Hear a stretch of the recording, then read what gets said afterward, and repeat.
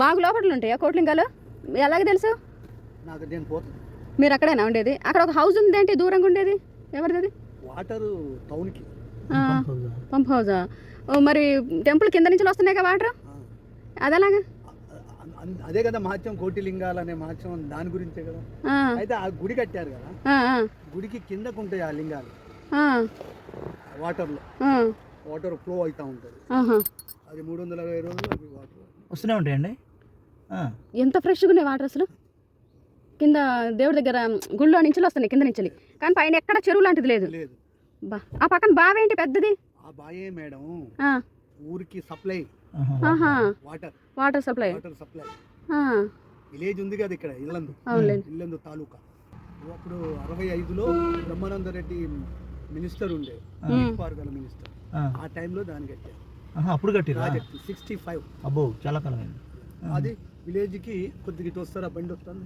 మరి ఎల్లందు టచ్ చేసుకొని వచ్చారు కదా, ఇటు ఎటు మరి మహబాద్ దాకా వెళ్ళాలి. అక్కడ తెలిసిన అయితే ఈ కోట్లింగాల బోర్డు చూసి చూద్దామని వెళ్ళారా? అయితే కోట్లింగాల ఉండేసరికి కాదు అది, నేను 60 అన్నానా, 50 అబో నుంచే అక్కడ ప్రత్యేకత ఉన్నది ఆ స్వామికి.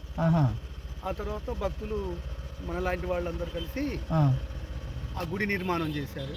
పవిత్రత మాత్రం ఆ వాగులో ఉంటుంది. ఆ వాగులోనే మరి ఎప్పుడైనా తెలుస్తుంది, కనబడతాయండి లింగాలు మనకి కోట్లింగాలు? ఇది ఎండాకాలంలోనా? ఎండాకాలంలో కనబడతాయేమో.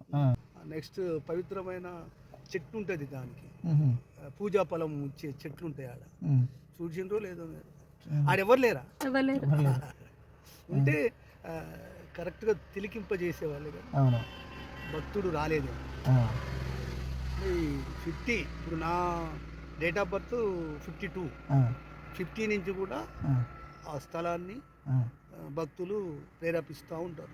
ఇప్పుడు అది చిన్న లింగం లాగా ఉంది కదా, దాని పాదాలు ఉన్నాయి కదండి, పాదాల్లాగా ఇటు పక్క బావి పక్కనే ఉంది చూసారా? అది లింగమే, అది లింగం ఇలా ఉంది. దాని మీద పాదాలు ఉన్నాయి, 2 పాదాలు ఉన్నాయి. లింగమే. ప్రతి మార్చిలో జాతర జరుగుతుంది, కోట్లింగాల జాతర. గుడి దగ్గర ఎవరు లేరు, చుట్టుపక్కల ఎవరు లేరు, రోడ్ల మీద కూడా ఎవరు లేరు. అయితే వెహికల్ వేసుకొని బాబాయ్ గారు స్కూటీ వేసుకొని వస్తా ఉంటే తను అడిగాం బాబాయ్ గారిని,